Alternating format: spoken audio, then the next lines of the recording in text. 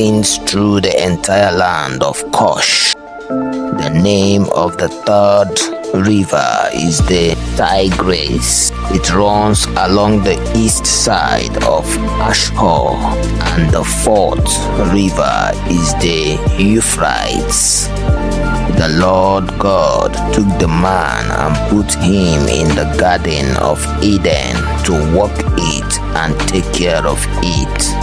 And the Lord God commanded the man, "You are free to eat from any tree in the garden, but you must not eat from the tree of the knowledge of good and evil. For when you eat of it, you will surely die." The Lord God said, "It is not good for the man to be alone.